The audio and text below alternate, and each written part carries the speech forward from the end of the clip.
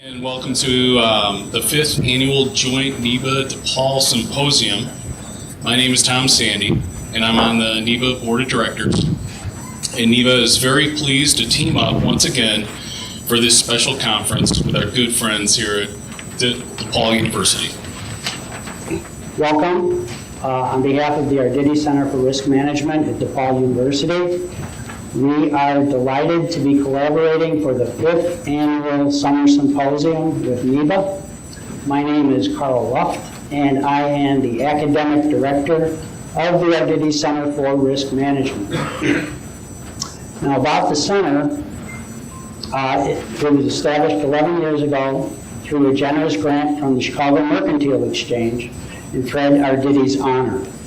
Fred had a very distinguished career as in both industry and in academia, and he was a wonderful colleague. Now, Fred's philosophy was that financial research should prove useful to each and every one of us on a daily basis. And the ARDITTI Center embraces that philosophy wholeheartedly. So, today we are privileged to have Leo Melamed join us for a conversation. And Leo is commonly known, and rightfully so, as the father of financial futures. In 1972, Leo led the effort at the Chicago Mercantile Exchange to create the IMM, International Monetary Market, as well as the Eurodollar futures contract. Foreign currency futures in 72. Eurodollars was later. In 1976, Leo led the CME in its innovative creation of Treasury bill futures. Then in 1981, Eurodollar futures. 1982, S&P index futures.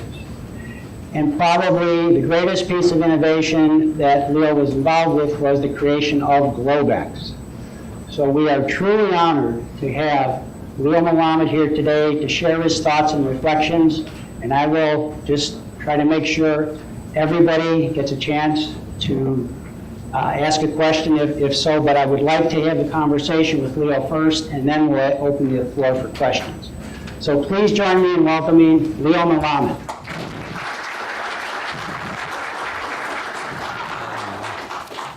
Well, thank you, Leo, for having this conversation today. Thank you. And so what I would like to do is use your career achievements as a guide to exploring the futures industry as we know it and how it's evolved over these past 45 years. So in other words, the focus of today is where we've been, where we are, and where we are going. So in 1969, you were elected chairman of the Chicago Mercantile Exchange, and this placed you in a position to implement innovative changes that fundamentally affected the Chicago Mercantile Exchange as well as the industry itself. Now, the first of these innovations was the creation of the IMM, International Monetary Market, and the launch of foreign currency futures contracts. Tell us how you accomplished this feat and made foreign currency futures contracts a reality.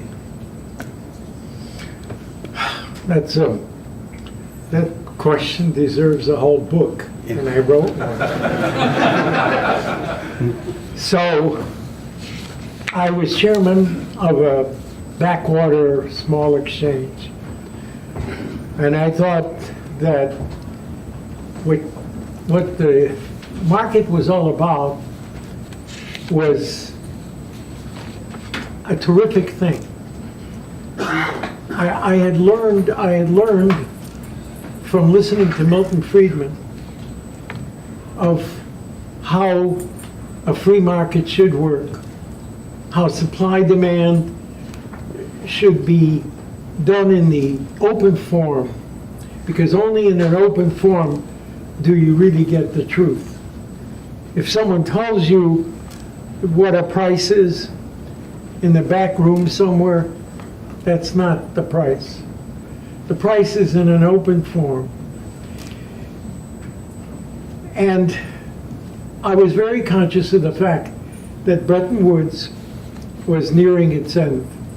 Again, Milton Friedman believed at the time that it was still 3-4 years to go. It actually had 3-4 months to go because it no longer could serve the world. Bretton Woods, as you all know, made prices for all the currencies vis-a-vis the dollar, because the dollar was the only currency that was really still alive after the war in 1945. And so all currencies would be measured against the dollar, and they would gather once a year to determine what changes occurred and adjust the ratios. Well, that was okay in 1945 because the world was kind of broken up. By 10 years later, it was still working, but not so good, because the technology that we all now live with started to come into the fore.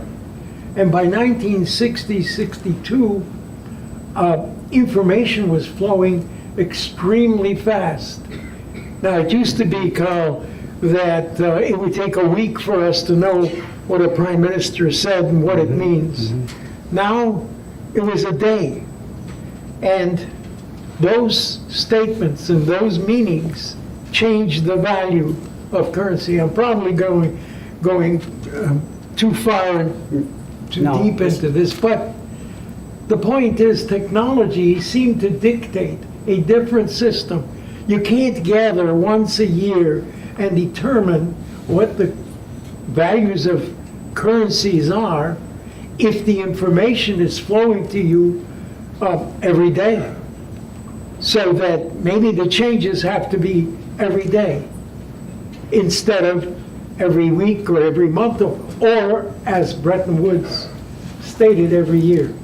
It was just impossible.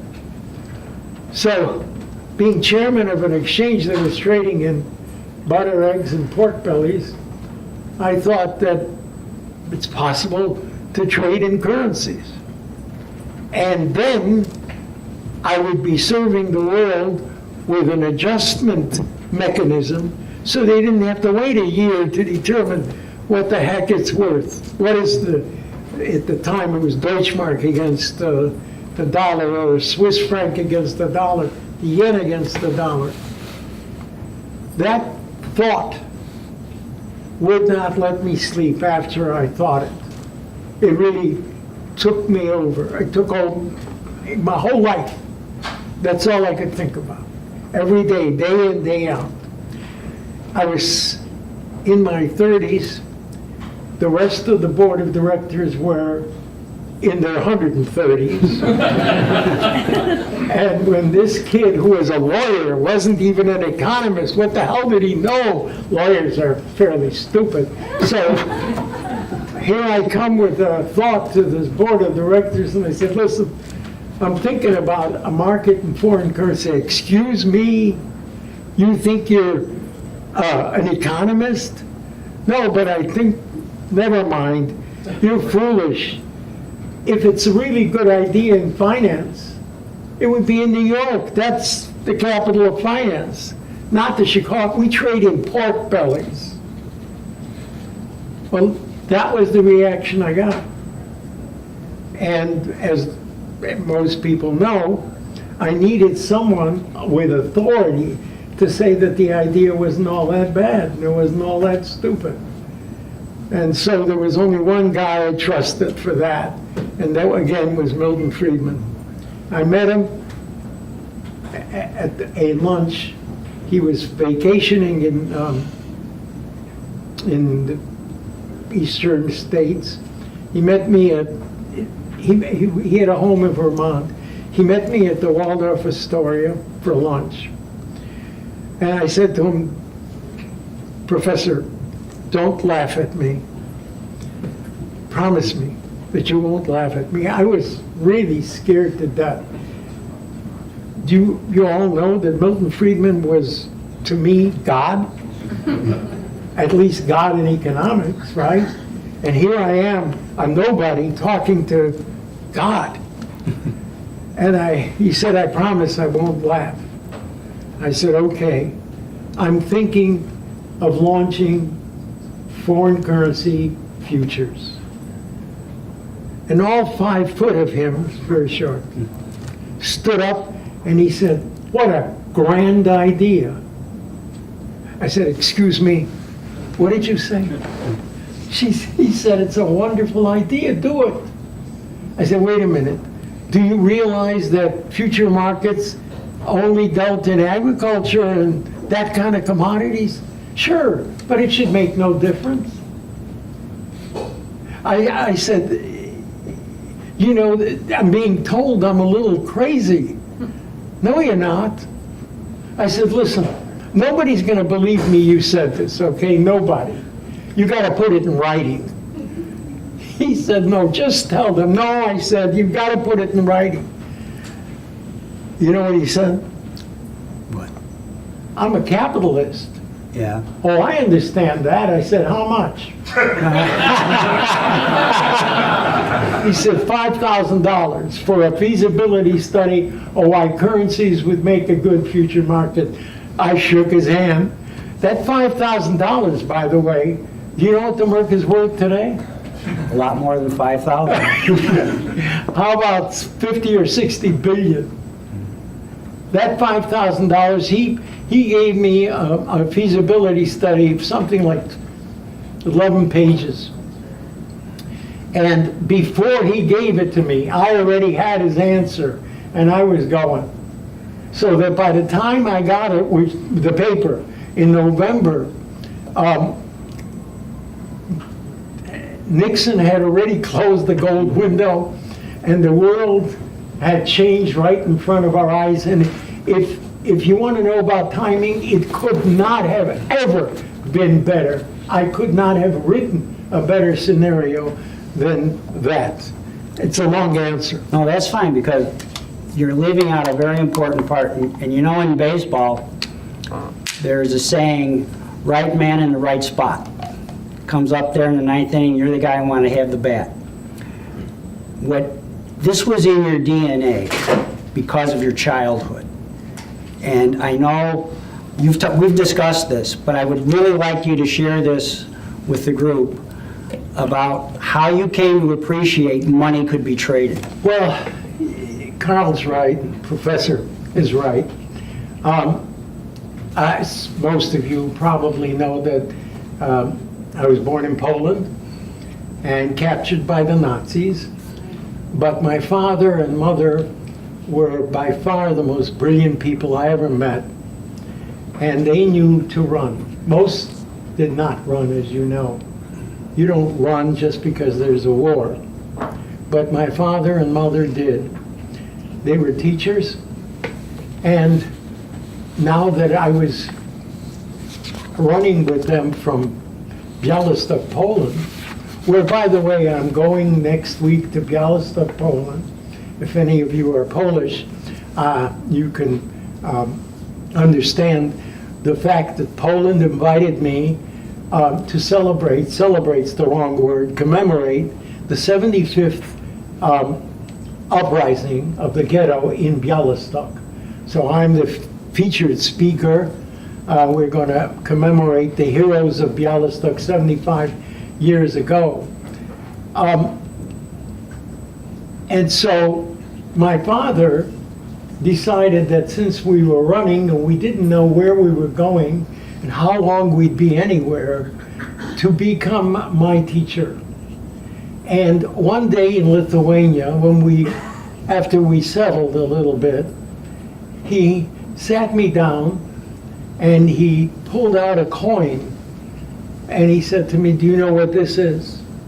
And he handed it to me. And of course I knew it was a zloty. That's the unit of currency in Poland. That I knew. I was 7 years old. He said, "That's right, it's a zloty. It's the unit of currency that in Poland with which you can buy things." I said, "I know that." He said, "Okay, then do you know what this is?" And he handed me another coin. And I didn't know. I had exhausted my financial talents.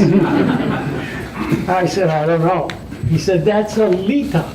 That's the coin here where we are in Lithuania. And we use this as the currency to buy things. How much is it worth? I said, the same as the zloty, no? He said, well, let's find out. Now, this is a true story. This is a brilliant guy. And he's teaching me something that lasted the rest of my life. We went to a bakery, and he spoke, at that time, in Lithuania is the hardest language in the world.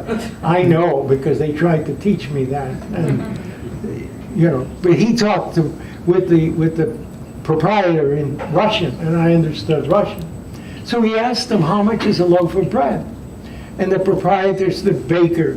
He said, oh, it's 1 lita. And my father said, good, wrap it up, we'll take it.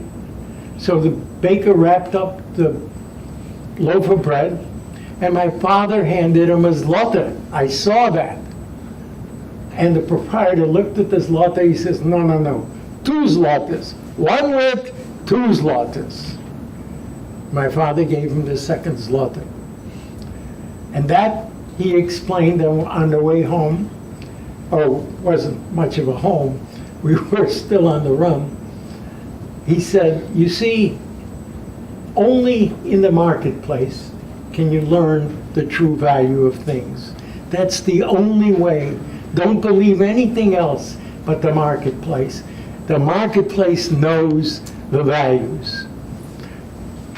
That is exactly what Milton Friedman told me later in life. And it was a lesson I learned as we were traveling. My father would do the same thing later in Russian ruble, which were hardly worth anything compared to the dollar at the time, and then later in Japanese yen, because that's where we were going. And the yen, again, was totally different. And that lesson, of course, it was embedded in my being that it's the marketplace that can determine the true value. That's why I said it has to be an open marketplace. Very good. Thank you for that, sharing that story. Now, you were involved with many innovations at the Chicago Mercantile Exchange in the industry, but one of the most significant was Globex. In 1986, you conceived Globex. In 1987, the CME began development of Globex, and in 1992, it became a reality. Tell us about Globex evolution. Well, Globex was the hardest thing I ever did, because it clearly was such a departure from open outcry. You can't even begin to understand the difference to the world. I was an open outcry guy. I taught myself trading in the pork belly pit. And here I was thinking about a change of such magnitude that it would probably impact everything in life. Because it wasn't just the change at the Chicago Mercantile Exchange to technology, it was happening everywhere I looked. Everywhere I looked, technology was changing the way we thought, the way we lived, the way we did things. And I had no doubt that it would come to the Merc as well. And so the question was only, can I do it? Can I convince these hard-bitten open outcry traders to let me do it? Well, the answer is it wasn't easy. A lot harder than I thought. I got death threats. I had to hire a off-duty policeman to guard my door because obviously I was taking jobs. Maybe some of you lost those jobs as a broker in the pit. But I'll tell you this, if I hadn't done it, there'd be no Chicago Mercantile Exchange. Because you watched what happened. This is 1986, before anyone else thought of this.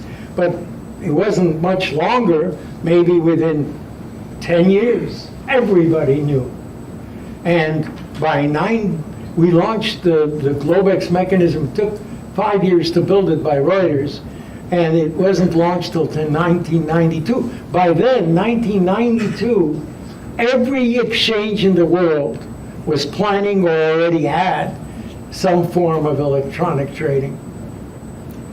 Well, let's continue with the 90s and electronic trading, because in 1997, the CME launched, under your guidance and leadership, the E-mini S&P contract, which was the first all-electronically traded futures contract. But this would not have been possible without a robust Globex platform, because Globex wasn't one and done. It had to be maintained. I would like to know, why was the continued development of Globex and the creation of the E-mini contract so important? Okay, well, first of all, the creation of the S&P stock index contract was very important, the most important product we had ever launched till then. That was in 1982. And I had the sense that that product we had to get a license for from the Standard & Poor people. The lawyers told me, no, we don't. It's a public domain. They give it away, the price, right? So you don't have to pay anybody. You could just launch the Standard & Poor's 500. And I said to the general counsel, name was Jerry Salzman, I said, you know, I'm a lawyer too, and something's wrong with what you're saying. That product is owned by somebody. They can give it away free if that's what they want, but the ownership hasn't changed. They're the owners. And I don't want to have a court battle with someone about that. I think I know that you have to pay for the right to use it. And I got a long-range contract as a result with the owners of Standard & Poor's, where in time that contract made them. They were nowhere near as important or as big as they are today. And it's that contract that we made with them that launched the concept of trading indexes. But guess what? That was a very big contract. It was $500,000 a throw. How many of you can trade $500,000 worth back and forth? Not many. And not many then either. It was just too big. It was successful, but it was too big.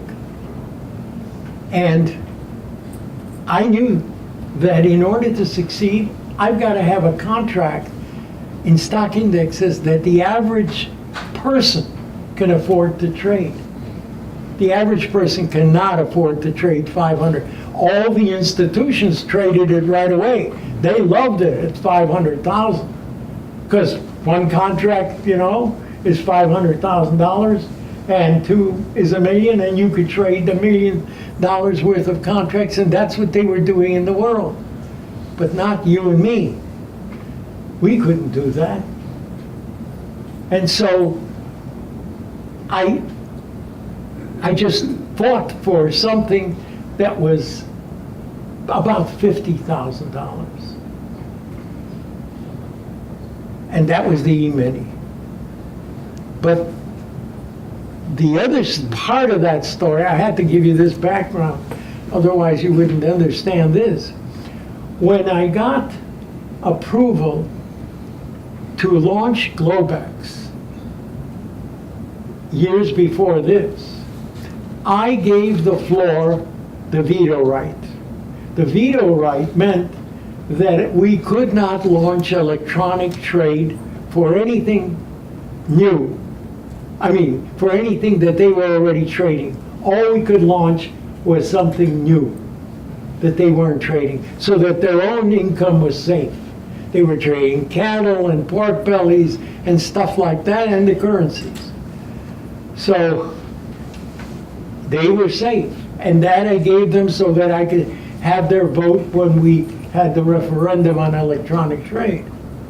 And now I'm going to launch an E-mini contract, and I can't do that unless I get approval from the floor to launch an electronic version of the S&P contract. So I had to go to the floor again and prove to them that the E-mini was important and that the E-mini was a new contract. It wasn't the same contract as they were already trading. So that would give me the right to launch it electronically. The referendum won, but it was a hard-fought referendum. The Merck population of traders were very smart people. And even though they faced the fact that they would lose their income, they still knew that there was a greater cause, and that was to save the market. The E-mini not only saved the market, it made the market. It was the biggest, most successful, immediate contract we could trade. And it made the Merck. I knew Fred as a faculty member, and he made everybody better. Fred ARDITTI was a franchise player. But I would like to know a bit, or share with us, the Fred's efforts in innovation and your collaboration on the Eurodollar futures contract. The first cash-settled contract, and that was monumental at that time. Yeah, the whole idea of cash settlement was monumental because we, at that time, could only have we could trade only stuff that we could deliver. So cattle you could deliver, and even treasury bills you could deliver, and certainly currencies you could deliver. But indexes, how do you do that? How do you deliver indexes? I got to give credit to a old trader. Name was Elmer Falker. And when I became chairman, I was trying to diversify the exchange. So he kind of liked me and put me under his wing. He knew a lot. And I asked him once to give me ideas of contracts. He says, well, you've tried turkeys, you've tried shrimp, you've tried potatoes. The thing you can't try is Dow Jones futures. Wow. I heard that, and I understood it right away. Dow Jones futures. Why hasn't anybody done that? Well, he said, you can't make delivery. That's true. It's 30 contracts to ex-dividends and all that. It's hard to make delivery. But the thought stayed in my head. Because what if you don't need to make delivery? Aha! Then you could trade anything, any index, anything. Because it's cash equivalent. You don't care about delivery anyway. We aren't a delivery mechanism. We're an insurance mechanism. And insurance you pay off in cash. But to do that, I had to go to the CFTC and face the same problems I did originally. Eventually, in 1981, they approved cash settlement. And the first contract was, like Professor Luft said, it was the Eurodollar contract. Except that, how do you get an index? How do you get an index on interest rates, on currency, dollars, held not in the United States where you follow the U.S. Treasury contract, but rather outside the United States? Whenever you traveled and you went to a bank to give you a 90-day rate, they would do it, but it would be different than the rate down the street. You had to go shopping for a rate in London or anywhere. to get some idea, maybe 5 banks, 6 banks, and they were all different. And Fred and I talked about that. Fred was the most brilliant economist next to Milton that I ever met. And he said, if we get an index, we could trade the interest rate for the world. It could be the world's interest rate, 90-day. But 90-day will be enough of a basing mechanism for everything. I said, well, how are you going to do that? He said, I don't know, but that's the idea. I said, go to London, figure it out, come back with an index. This man did that. He went to London. It didn't take long. A couple of months later, he came back and he said, I think I have it. That index that he invented later on became LIBOR, the London Interbank Market System. They bought it from us, and they took over the calculations and the determination. Of course, they then did some terrible things too. But at the time, Fred Arditi came back with an index for 90-day treasury, 90-day currency held in anywhere. That contract became the most successful contract in the world to this day. No one trades more than the euro-dollar contract. And he and I, to say we became the best of friends doesn't even begin to tell the story. He was a brilliant guy. It was just fun to be with him, to see his mind work. And we became truly very, very close friends. He used to, we'd go to a movie together, and sometimes he would want to walk out in the middle of the movie. But he checked his watch, because the next day he would come to see the rest of it at the exact same time. I can see Fred doing it, Yeah, a wonderful guy. And the prize that we offer for innovation is called the Melamed ARDITTI Prize for Innovation. We continue to do that. Well, let's continue with innovation, because your achievements at the CME mirror the industry's progress and evolution to where we are today. 4 things, the way I see it.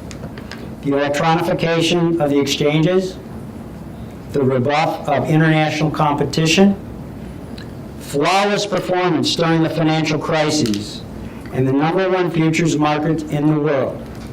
Now, these achievements have defined the legacy that you've written about. And where you describe the legacy of the markets as resting on 3 pillars: financial integrity, liquidity, and innovation. How secure is that legacy, and where do you see the industry going in the future? Well, that's a tough question. I think none of this has changed. If you don't have innovation and if you don't have liquidity, you're not going to have a market. You need the integrity of the rules. You got to give the world comfort that the prices that they get are open, notorious, and established in an atmosphere of honesty. We've been able to do that. That's the culture I most wanted at the Merck. We've been able to do that.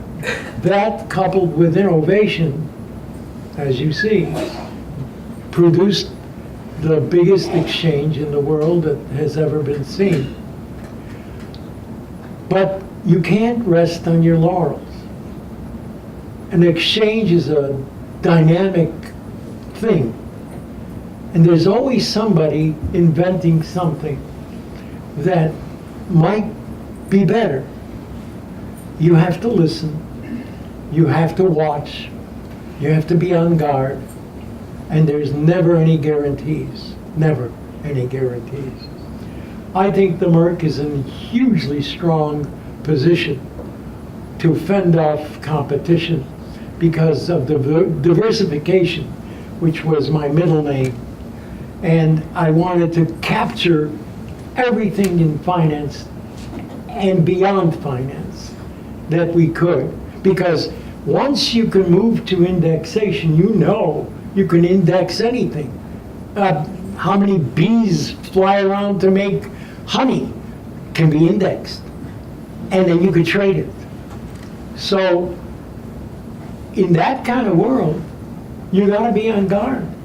As we are speaking, I know there's 2 girls and 1 guy somewhere in a garage tinkering with something that they're gonna launch that's gonna be a hell of a contract. And you have to be on guard for that. So what is the future? Well, that's very hard to predict. It was easier to predict that financial instruments offered opportunities far beyond agriculture.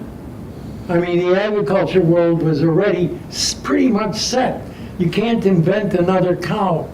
You can't invent another corn. It's there. You're trading corn, you're trading produce, you're trading what are existing before your eyes. In foreign exchange and in treasury bills, the sky was the limit in what you could invent. Now it's a lot harder. It's more like it used to be when there was only agriculture to trade, and then I opened the vista of finance. Today, it's harder. But there is one thing I think that the exchanges could still, well, maybe there's many things, but one that I believe in is the health ideal. All of us are conscious of health, not the way it was years and years ago, because there's a ton of drugs out there that help us. And you have a malady, they have a drug. But it costs a fortune. The drug companies, I don't agree with Mr. Trump in many things, but in drugs, he's right. It's far too costly. And the reason it's costly makes sense. For every drug that they invent that is good and important, they lost 20 others that went nowhere. Those 20 others cost a fortune. Until they find out which one will work, it's an enormous amount of money. So they have no hedging mechanism. They don't have a hedging mechanism to hedge the cost of producing drugs. It's a hell of a field to go into. Just think about it. Do the math. You can figure out that if someone can invent a way to hedge the cost of making drugs, you got an enormous winner for a market. So I think that direction is open. The other direction that's open is employment. Technology changes, obviously, the employment picture. I lived through that, and we took away thousands of jobs. Do you know what the industry between the Chicago Board of Trade, Chicago Merc, and SIBO earned for the brokers, the commissions? It was when I launched the Globex, they were making $1 billion a year in commissions, the brokers, all total. So it's a very expensive game, and if you take that away, they're going to be very, very difficult and very upset people. I think that, and I don't know what I got one more question after. Keep going. I don't know where you're going with this, but We're going to the this isn't future. easy. Pardon? We're going to the future. Yeah. Well, I already gave you an idea that I think is is worth the future. The other thing I was talking about is the gap between technology and what used to be. So there's a gap, and you lost your job in that gap until something new comes up in the place and you gain another job. And somehow that other job may be better than the one that you had.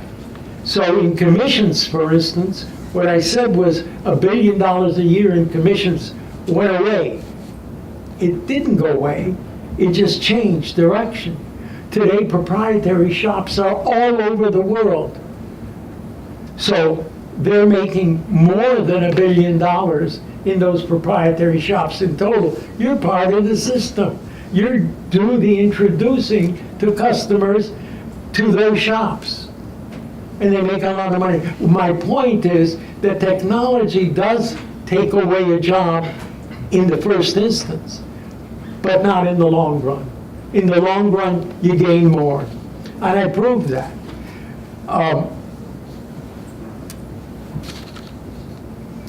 Technology will continue. Nothing's going to stop it. And only a fool would try to.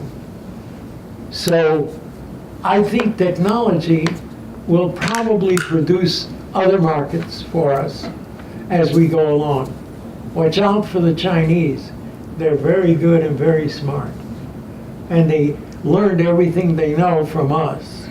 They came to our schools, they learned what they had to learn, and then we chased them out. That's a stupid thing we did, because we should welcome them to stay for what they've learned. Do it here. Well, that's another story. We don't have all that, but I do have another question. And this, we're actually doing the conference a favor. We're segueing into the next panel. Okay? Cryptocurrency. What are your views on cryptocurrencies? Well, unsettled. There's a lot of cryptocurrencies around now. We're talking hundreds. And some people prefer to be paid in, say, Bitcoin. I don't know, name anything. Sony crypto instead of dollars. Thank you very much. Sony crypto. Well, Sony crypto is an interesting idea, but how many people will really want Sony crypto as opposed to dollars? Not many. So the issue is still out there. Will the cryptocurrencies ever overtake the currency authorized and created by central banks? I'm not sure. I'm not sure. So I said it's unsettled. I certainly wouldn't ignore it, because that's not the way you should be. You should be alert to it. You should study it. You should understand it, but not necessarily believe in it. So I think time will tell. I think, though, the way it's measured and the way it's cleared is through blockchain, and blockchain is a real thing. Blockchain can be applied to anything, and it works. So they have produced another way of keeping accounts and making sure that they are not tinkered with. That's what blockchain serves. But I don't know about the crypto. I'm still thinking. Thank you, Leo.